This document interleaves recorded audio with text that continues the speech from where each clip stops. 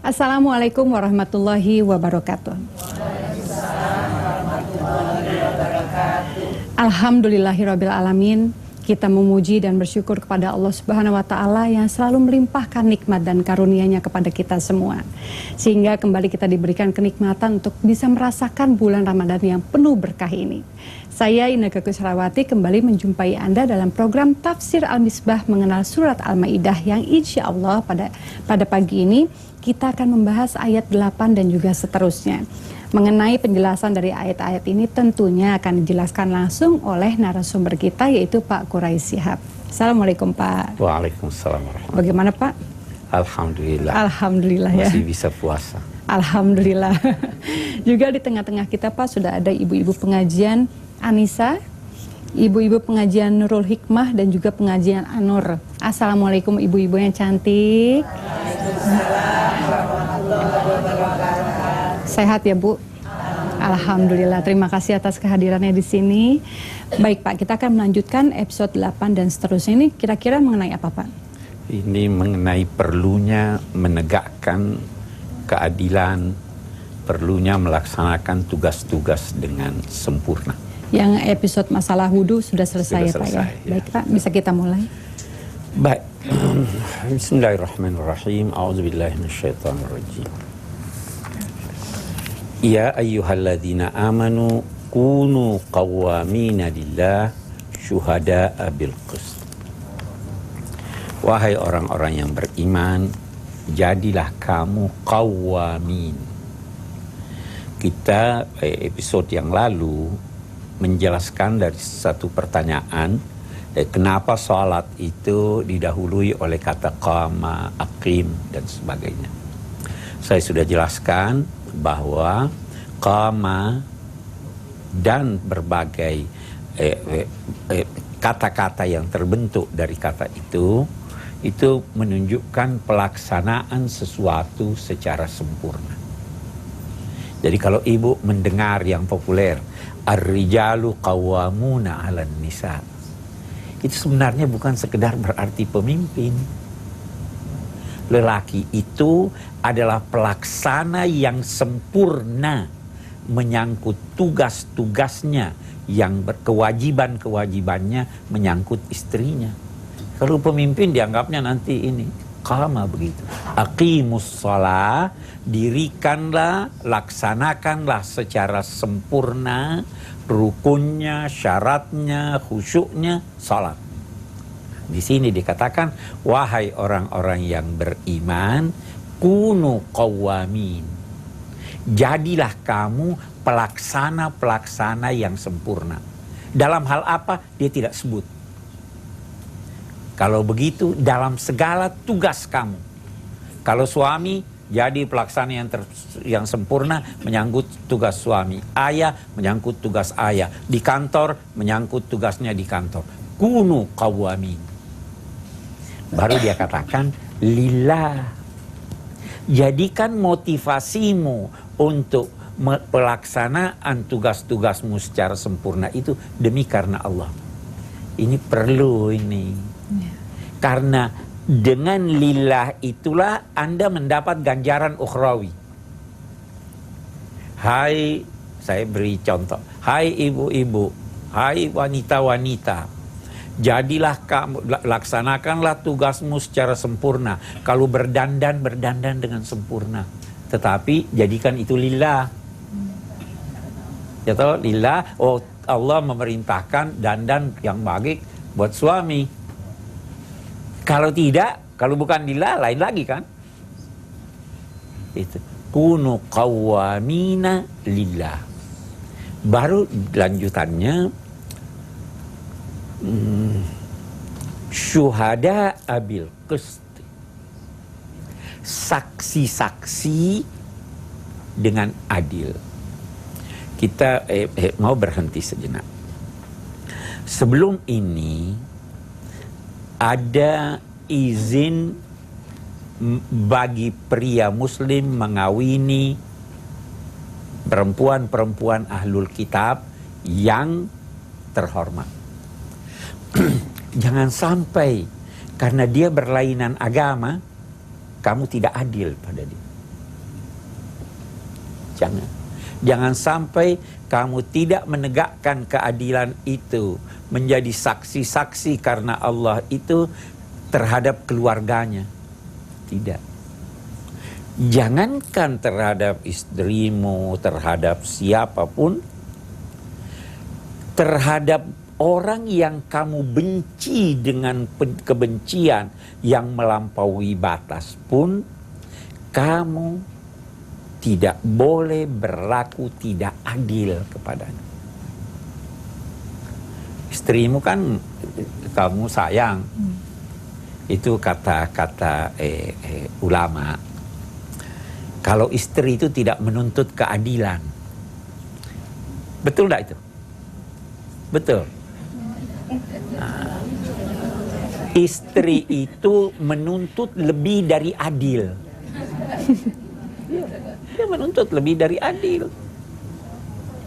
Karena adil itu seimbang. Kalau orang yang dicintai, yang mencintai harus berkorban. Jadi istri yang merasa dicintai, dia menuntut lebih dari keadilan. Nah, ini minimal adalah adil.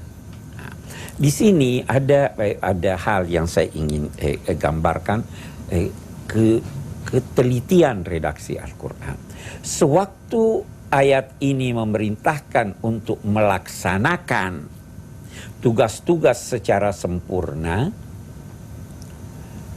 disusul dengan menjadi saksi-saksi bil qist.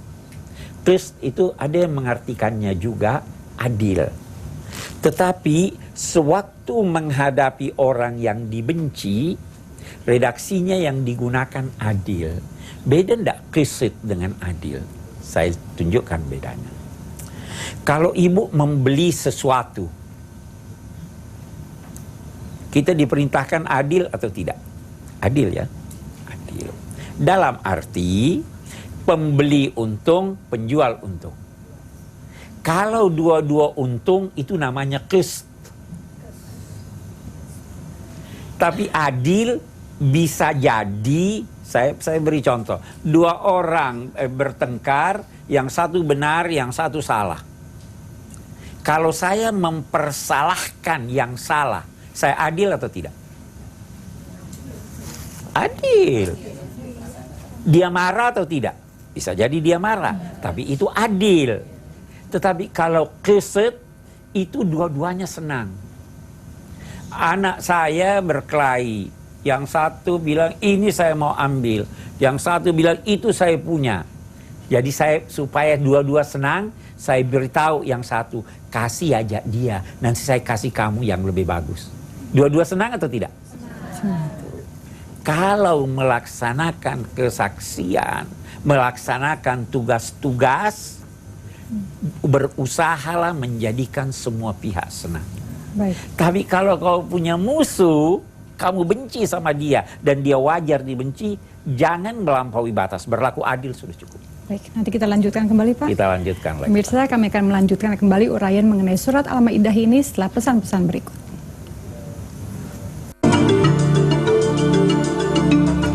Anda sedang menyaksikan program Tafsir Al-Misbah membahas surat Al-Maidah yang pada pagi hari ini kita membahas ayat 8 dan insya Allah yang seterusnya. Silakan Pak dilanjutkan. Baik, kita lanjutkan. Jadi tadi kita sudah tahu bedanya antara qist dan adil. Ya. Itu nanti kalau di Asma'il Husna Allah muqsid, tapi dia juga al-adal. Iya. Baik. Syuhada bil qist wala yajrimannakum syana'anu qaumin ala alla ta'dilu. Janganlah kebencianmu yang berlebih terhadap suatu kaum mengundang kamu melakukan suatu pelanggaran sehingga kamu tidak berlaku adil. Berlaku adil terhadap siapapun, walaupun musuh, walaupun orang kafir, wajib.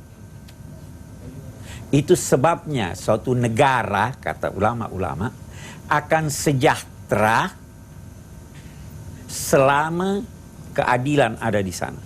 Walaupun kekufuran ada juga. Ada satu negara, satu masyarakat, orangnya kafir. tapi berlaku adil, pemimpinnya, masyarakatnya berlaku adil, itu sejahtera. Yang penting adil. Ada satu negara, namanya negara Islam, tidak adil, sejahtera enggak? Adil itu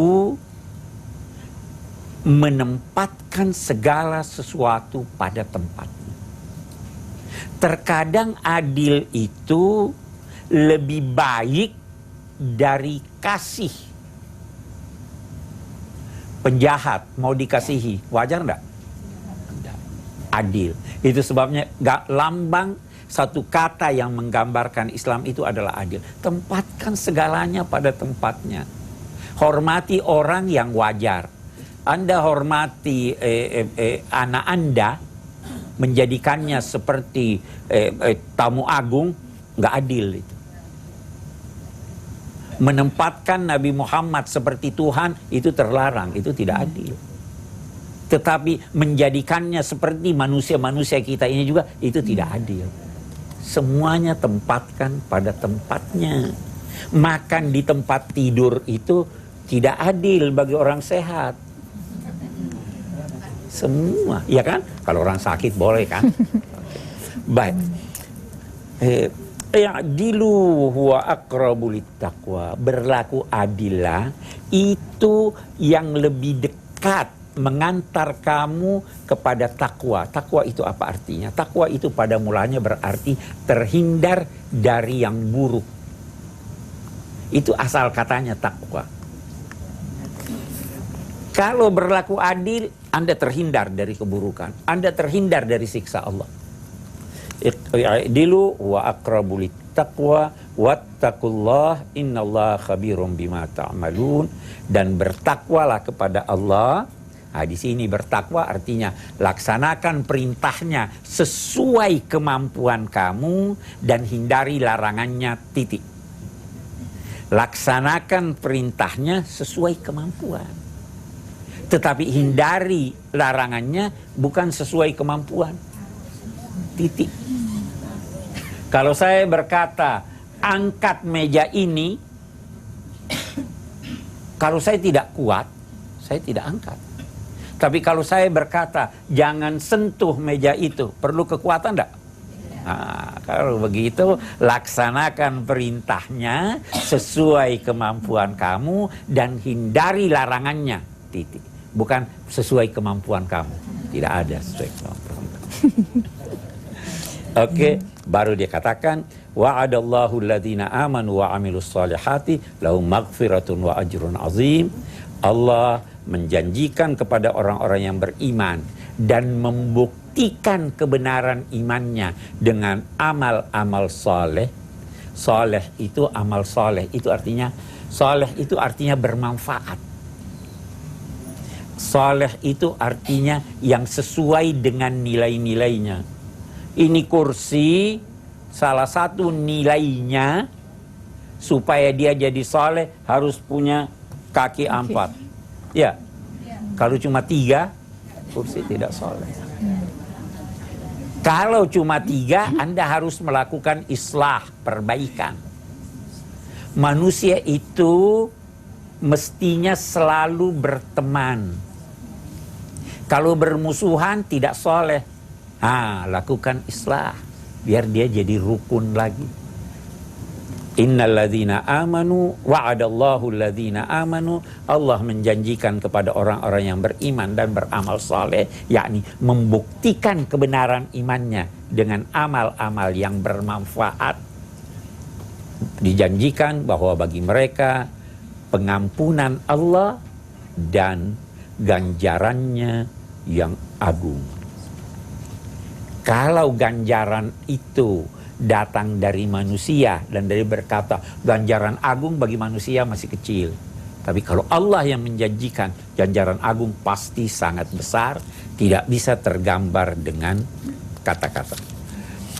Walladzina kafaru wa kadzdzabu bi ayatina ulaika ashabul jahim. Sedangkan orang-orang kafir yang mengingkari ayat-ayat kami yang terhampar di permukaan di alam raya ini atau yang terbaca di dalam Al-Quran, kalau mengingkarinya maka mereka itulah penghuni-penghuni neraka jahanam. Nah, selanjutnya ayat 11 itu menyatakan, wahai orang-orang yang beriman, uzkuru ni'matallahi alaikum. Hai orang-orang yang beriman, renung-renungkanlah nikmat Allah kepada kamu. Kalau saya bertanya pada ibu, apa tuh nikmat itu? Saya karunia masih tidak jelas. Saya berikan definisinya. Segala yang berlebih dari modal ibu itu nikmat. Nah, sekarang kita mau tanya, punya modal enggak? Punya modal? Enggak punya. Keberadaan di dunia ini bukan ibu punya modal. Kalau begitu nikmat. Ya kan? Kesehatan nikmat, harta nikmat. Nah, jadi nikmat banyak. Uzkuru ni'matallahi alaikum. Tetapi anehnya, mestinya dia berkata, sebutlah, renung-renungkanlah nikmat-nikmat Allah. Karena banyak toh. Tapi di sini dia katakan, renungkan nikmat Allah. Cuma satu. Karena kalau Anda merenungkan hanya satu, pasti itu mengantar Anda bersyukur.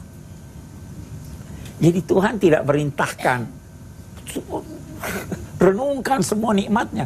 Habis waktu kita merenungkan belum habis. Ya tahu? Uzkuru ni'matallahi. Satu nikmat saja. Kalau kamu renungkan, insya Allah itu mengantar kamu untuk ini. Baik, nanti kita lanjutkan kembali Pak. Pemirsa, kami akan segera kembali lagi setelah pesan-pesan berikut ini. Pemirsa, terima kasih Anda masih bersama kami dalam program Tafsir Al-Misbah mengenal Surat Al-Maidah.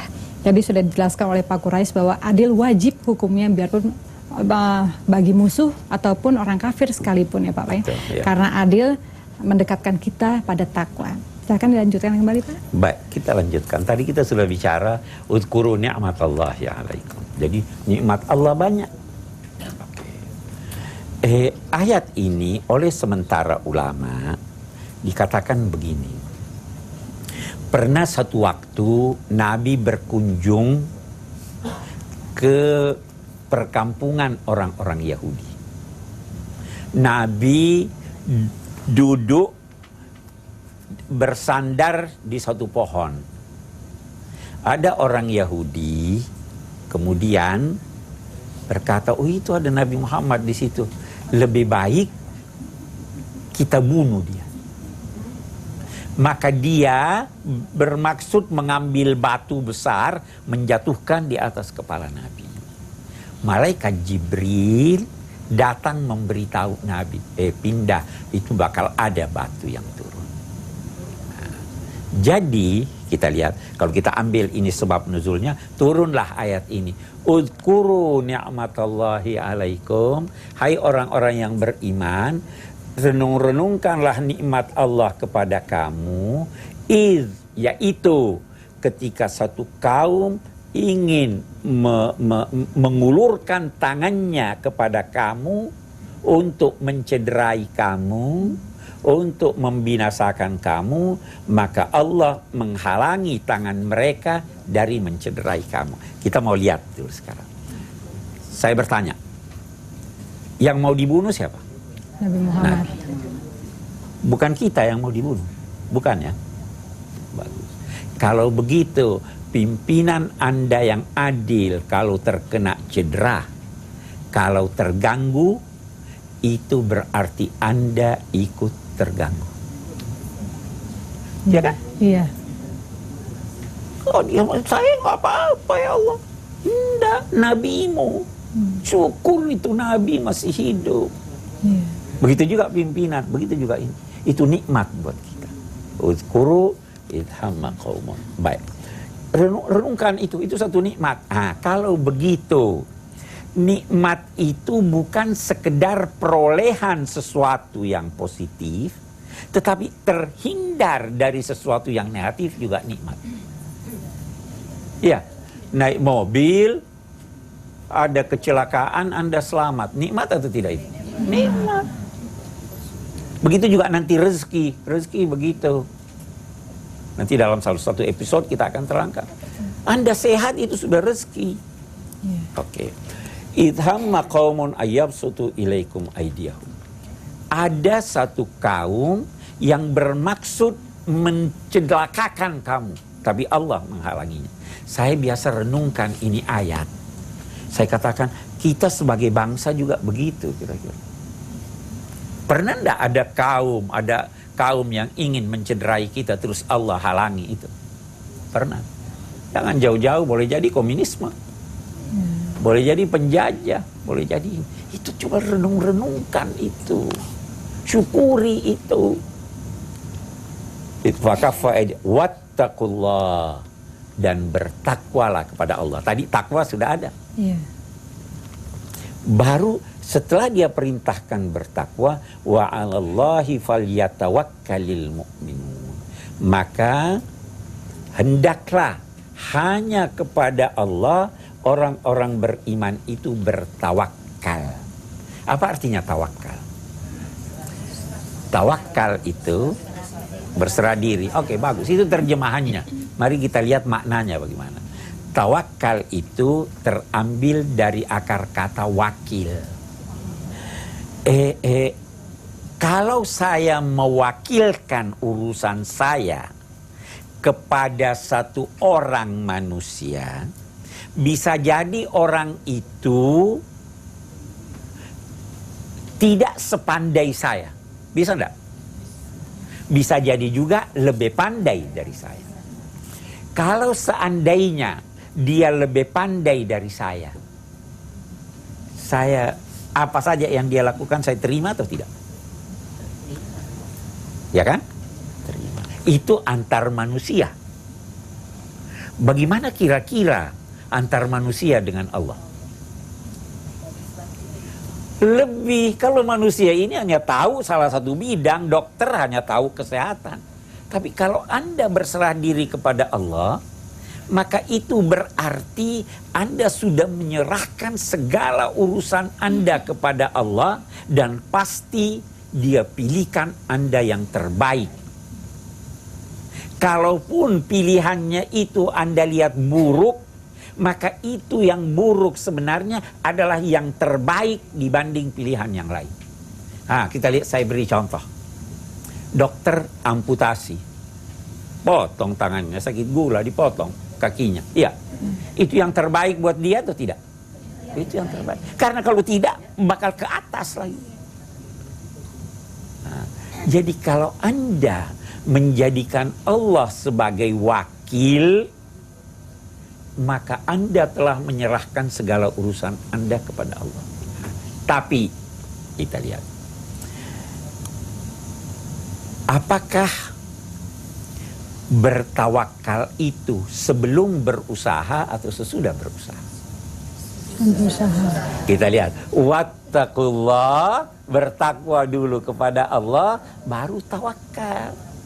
Jangan tawakal, udah deh serahkan sama Allah, saya nggak usah. Enggak, Anda harus berusaha dulu. Setelah habis upaya Anda, tidak ada lagi yang saya bisa lakukan, saya serahkan kepada Allah. Itu seperti kita punya anak sakit atau saudara kita sakit, jangan berkata udah deh serahkan pada Allah. Enggak, pergi ke dokter ini. Kalau dokter sudah tidak mampu, cari dokter lain. Kalau Anda masih mampu, cari. Kalau sudah habis upaya, serahkan pada Allah. Itu makna wa 'alallahi falyatawakkalil mu'minun. Dan saya ulangi, kalau kepada manusia Anda bisa tarik perwakilan Anda. Bisa enggak? Ke dokter. Dokter Anda sudah percaya dia, tapi hari ini tidak sembuh. Bisa tidak ganti dokter lain? Bisa. Kalau kepada Tuhan? Kalau memang Anda sudah bertawakal pada Allah, sudah Anda tidak bisa ganti itunya. Saya kira itu maksudnya. Terima kasih Pak. Subhanallah, begitu banyak nikmatnya Allah sudah berikan pada kita semua. Semoga kita dapat merenungkan dan mensyukuri hal itu. Pemirsa, kami akan segera kembali lagi setelah pesan-pesan berikut.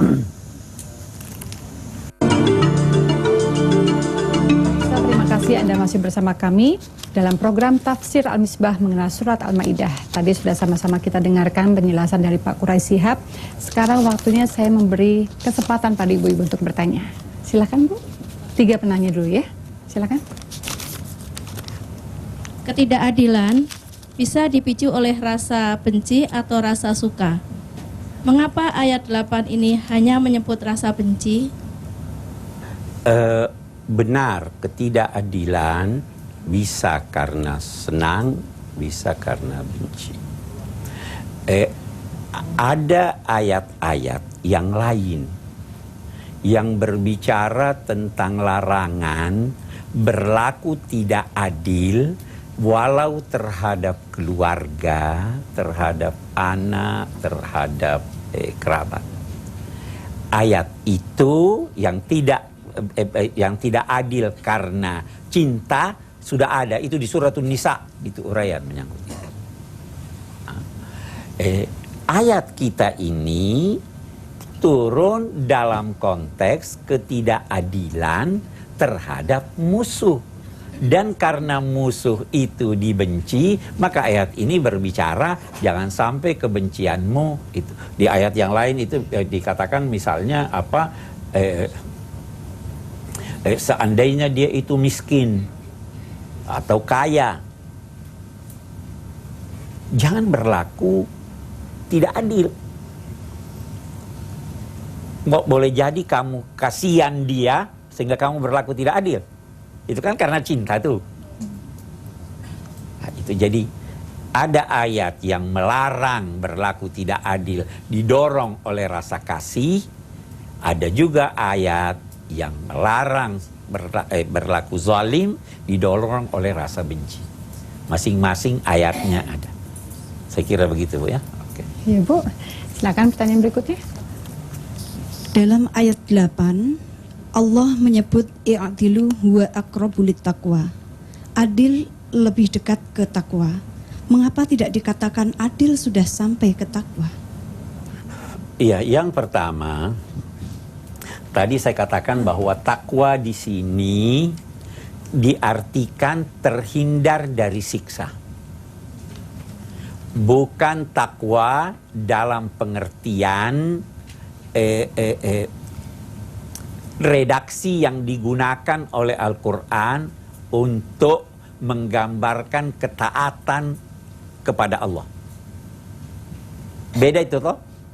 Nah, kalau kamu adil, itu kamu sudah terhindar, sudah mendekati untuk memperoleh keterhindaran dari jatuhnya bencana kepada kamu. Terhindar dari bencana itu sudah otomatis memperoleh yang positif. Belum ya? Saya katakan, oh dia terhindar dari kecelakaan. Bisa enggak lebih dari itu? Oh dia mendapat durian runtuh. Hah.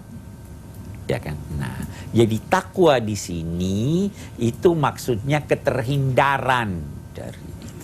Nah, saya kalau mau beri Ibu contoh lagi, di akhirat nanti ada orang yang terhindar dari neraka, tetapi batas antara dia dengan neraka hanya sejengkal. Sudah terhindar dari neraka atau tidak? Sudah enggak panas Bu, sudah nyaman juga itu. Tetapi kan ada orang yang ini. Itu Al-Quran berkata, "Faman zuhziha 'anin nar wa udkhilal jannah faqad faz." Siapa, kalau Ibu punya ini berat, jadi kita mau geser dia tapi tergeser sedikit, itu namanya zuhzih. Siapa yang tergeser walau sedikit dari neraka, dia sudah terhindar dari neraka, dia sudah beruntung. Tetapi keberuntungan yang banyak itu kalau kita di sorga Al-Firdaus. Ya kan? Nah, siapa keadilan sudah mengantar Anda terhindar dari itu.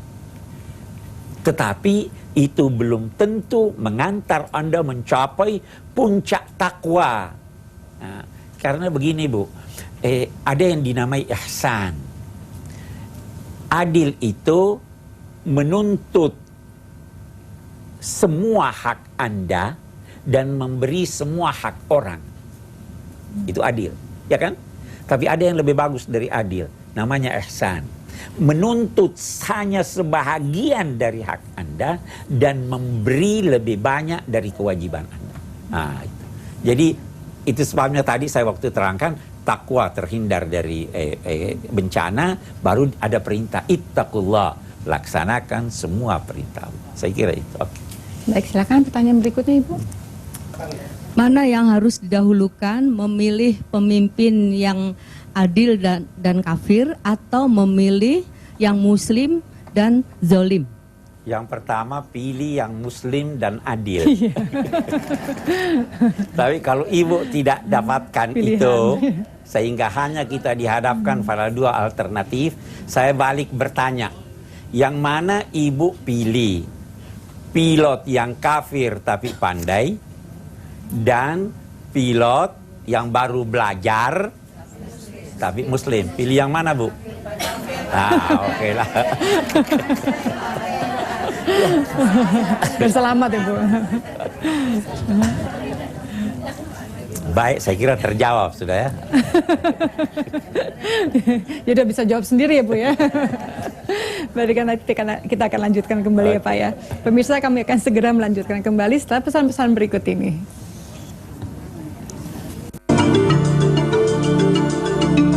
Terima kasih Anda masih bersama kami dalam program Tafsir Al-Misbah mengenal surat Al-Maidah. Ya, saya akan berikan kesempatan lagi pada ibu-ibu untuk bertanya. Silakan. Mengapa Al-Quran menyebut serangan oleh Allah itu nikmat? Bukan serangan itu ada, baru Allah membantu mengalahkannya. Oke. Yang mana lebih baik menurut ibu? Ada orang yang mau pukul ibu, terus ada yang tahan, daripada ibu berkelahi dulu baru dibantu. Itulah yang dimaksud. Ya kan? Kalau disuruh serang dulu bisa jadi ada yang sakit, ada yang mati, ada yang ini. Tapi ini sebelum diserang, kafa aidiyahum ankum. Tidak bisa. Saya bela ini. Itu. Jadi saya kira Allah justru menggambarkan betapa besar nikmatnya sehingga tidak terjadi sesuatu yang negatif sekecil apapun yang menimpa. Itu kan nikmat yang luar biasa. Saya kira itu, Bu, ya. Ya. Silakan Ibu, pertanyaan berikutnya. Bagaimana agar kita termasuk golongan yang mendapat pertolongan Allah dalam menahan serangan dari orang kafir? Itu begini, bagus. Saya tidak hanya akan berkata menahan serangan dari orang kafir, tetapi bagaimana caranya kita memperoleh pertolongan Allah, baik dari munafik, kafir, serangan bencana alam, ya kan? Itu juga binatang buas. Pokoknya bagaimana caranya Anda memperoleh kemenangan menghadapi suatu kesulitan. Singkat, in tansurullaha yansurkum. Kalau kamu mau membela agama Allah, maka Allah belakan. Jadi kalau mau mendapat pertolongan Allah, tolong dalam dua tanda petik agama Allah. Laksanakan dia. Sebab kita lihat, Bu, sesuatu yang baik yang sudah jarang dilaksanakan hilang dia. Walaupun baik. Tapi kalau ada yang melaksanakan dan banyak yang melaksanakan, itu tetap terpelihara. Sesuatu yang buruk kalau sudah sering orang lakukan, itu jadi baik. Orang anggap baik, gak aneh itu. Dulu, mungkin 20 atau ya 30 tahun yang lalu lah. Orang berjilbab perempuan itu masih jarang. Ya. Tapi karena sedikit demi sedikit banyak yang pakai, semua udah pakai jilbab. Boleh jadi walaupun non muslimah sudah pakai jilbab juga. Sudah jadi baik. Baik dalam arti pandangan masyarakat. Walaupun belum tentu yang di pandangan masyarakat itu baik menurut agama. Nah, jadi mau dapat pertolongan Allah, laksanakan agamanya, bela agamanya, sebarkan dia, pelajari dia, jelaskan keistimewaannya, itu namanya kita bela Allah, pasti dia bela Anda. In tansurullaha yansurkum. Jadi kalau ada serangan, mau ada yang serang Anda, itu sebabnya ada dikatakan begini, siapa yang takut pada Allah, dia menjadikan semua takut kepadanya. Siapa yang tidak takut pada Allah, dia menjadikan semua tidak takut kepadanya. Dan dia menjadi takut kepada segala sesuatu. Ada orang takut pada dirinya. Dengar angin sedikit takut ini ada setan. Iya kan? Iya. Malam-malam tidak tenang takut. Karena dia tidak takut pada Allah.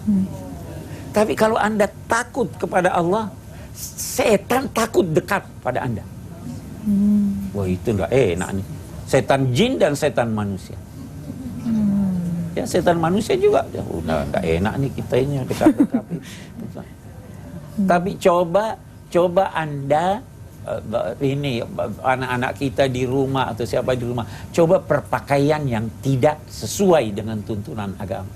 Setan dekat enggak? Dekat. Tapi kalau Anda pakaiannya terhormat, orang juga pikir-pikir mau ganggu Anda. Siapa yang takut kepada Allah, dia menjadikan semua takut kepada dia. Siapa yang tidak takut kepada Allah, semua dia takuti. Bahkan boleh jadi dia takut pada dirinya sendiri. Saya kira itu rumusnya seperti itu secara ini. Jadi bukan cuma terhadap musuh, kafir, siapapun. Baik. Saya kira itu ya. Baik Pak, silakan memberikan kesimpulannya Pak ayat ini. Kesimpulan kita, ayat kita ini mengajak kita untuk selalu merenungkan nikmat Allah, mengajak kita untuk berpihak kepada Allah, mengajak kita untuk selalu berlaku adil. Dan kita bisa kesimpulkan bahwa keadilan atau menempatkan segala sesuatu pada tempatnya itu adalah inti yang menggambarkan ajaran Islam. Saya kira itu. Baik, terima kasih Pak. Pemirsa, demikianlah pembahasan ayat-ayat suci Al-Quran yang sudah diuraikan dengan jelas oleh Pak Quraish Shihab. Semoga melalui kajian ini kita dapat berlaku adil kapan dan dimanapun kita berada. Dan kita dapat mensyukuri segala nikmat Allah dengan cara meningkatkan kualitas keimanan kita kepada Allah Subhanahu wa Ta'ala.